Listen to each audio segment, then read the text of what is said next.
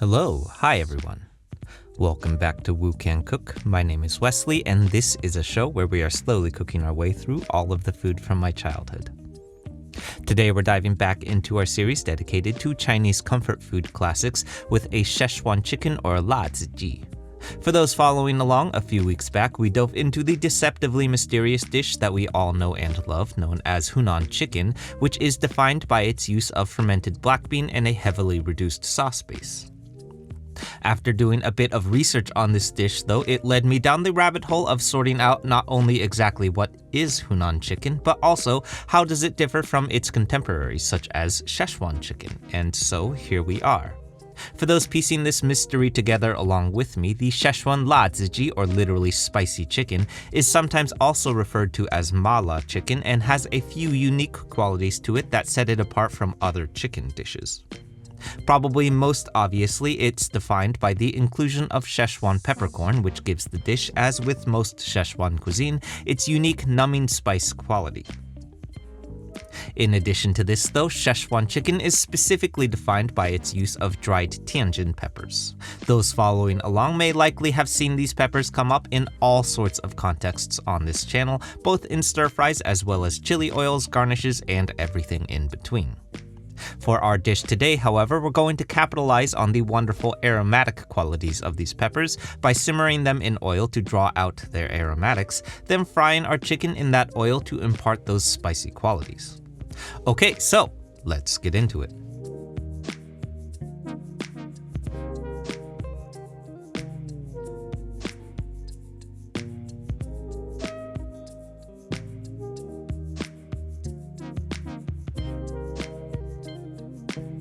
Okay, so diving right in, we're kicking things off here first with the only fresh veggies to accompany our chicken today. Pretty much our entire dish is going to be built off of aromatics today, so most of what we're adding here is going to be in service of building on those aromatic spices.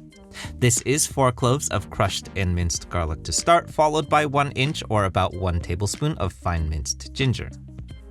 Then next up, moving along to our chicken, I've got 4 medium chicken thighs that I'm large dicing into cubes, then combining with, once again, a relatively simple marinade here, again mainly to stay out of the way of those aromatics. This today is going to be 4 tablespoons of soy sauce to start, followed by a single tablespoon of Shaoxing wine and a half teaspoon each of white pepper and Chinese 5-spice. We're mixing this all to combine, then setting aside to marinate for 30 minutes or up to 1 hour. 30 minutes later, I'm assembling a quick cornstarch breading to our chicken. I'm going with a dry breading today because I want to shallow fry our chicken, which always works best when there's less moisture for our oil to burn off in the wok. So, going into my largest mixing bowl here is 4 tablespoons or a quarter cup of cornstarch, followed by my chicken with as much of that liquid marinade held back as possible. Then I'm mixing this all to combine and setting aside for a moment while we dive into the aromatic spices next.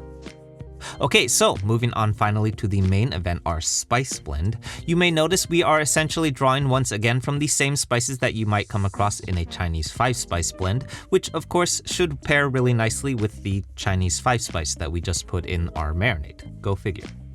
So going into my bowl here is, in no particular order, 5 pods of star anise, a single tablespoon of Sichuan peppercorn, 1 teaspoon of clove, a single stick of cinnamon, and what ended up being about 15 dried Tian Jin peppers to round this all off. I'm adding a few extra Tian Jin peppers here today because we'll need these for plating later on, as you'll see in a moment. Over on the stove, I have my wok heating up over medium heat, then I'm adding a single cup of neutral oil to the wok so that we may bloom our aromatic spices. For those following along with this channel, you may notice that we are essentially just making chili oil right now, but without the chili flakes, which we dove into a few weeks back as well. I'm letting this simmer for about 5 minutes until nice and aromatic, then I'm pouring my oil through a fine mesh sieve to remove the solids, yielding this wonderfully aromatic oil before us. Before we forget, I'm also pulling out the Tian Jin peppers from my strainer basket here, since we're saving these for our final plating later on. Although they are not edible on the plate, they are an absolutely essential part to plating our dish today, so don't throw these out just yet. Back over on the stove, I have my wok heating up over medium-high heat this time, then I'm adding my oil back to the wok, reserving about a quarter cup or so for our stir fry later on. I'm bringing this oil up to a 350 degree F temperature, then shallow frying our chicken in batches of about 10 to 12 or so at a time. As I mentioned earlier, you may notice that our oil is frothing quite a bit today, which is generally a sign that there's a lot of water being burnt off in the fry. Since we're using such a small amount of oil here, I'm really trying to minimize this as much as possible, which again is why we went with a dry batter rather than a wet batter like a buttermilk or tempura batter. Once our chicken is fried up, I'm cleaning out the wok, then reheating over medium-low heat and dry toasting about a tablespoon more of Sichuan peppercorn for our finishing garnish. I'm toasting these for about 3 to 4 minutes until nice and fragrant, then adding to a mortar and pestle so that we may crush these into a fine powder. Back over on the stove, we're moving on to our third and final fry today. I'm reheating the wok as hot as possible, then adding our reserved quarter cup of aromatic oil and, as always, long yao for that nice non-stick surface. Then going in here first are my garlic and ginger for about 15 seconds until nice and fragrant, followed finally by our chicken. I'm giving this a quick toss to combine, then adding in my Sichuan peppercorn through a fine mesh sieve to remove the solids. Finally, I'm serving this all over rice, finishing with some sesame seed to garnish, and we're ready to eat. Okay, so those following along will likely know that we are absolutely no stranger to fried chicken dishes and stir fries. That said, I do think that this is a pretty unique one given its complete lack of a sauce base or glaze. I think instead the dish's focus on our aromatic oil yields an incredibly unique approach to highlighting the qualities of our Tian Jin and Sichuan peppers. Lots of times the flavor and quality of these spices tend to wash out in excessively saucy stir fries where big bold umami drivers just dominate the dish's palate. So I think the simplicity of this dish is really where it excels. Personally, I've never been a huge fan of Sichuan cuisine just because I'm not super partial to really spicy dishes, but I actually think that the heat level in this dish is pretty manageable, all things considered.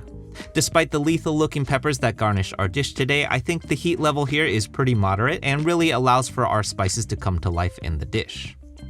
Okay, so that's it everyone. I hope you enjoyed this and I hope you give this one a shot. For those who are new to the channel, this one is part of a larger series that we've been doing that's dedicated to reproducing classic Chinese American dishes, so definitely check out that series next if you haven't yet because there's a lot of these. For the Bay Area locals, the Wu Can Cook Fried Rice pop-up is at the West Oakland Farmers Market in Oakland every Sunday morning, so come by and say hi if you can. More about that at wucancook.com/eats. As always, like, comment, subscribe, share, be nice YouTubers, and I'll see you soon.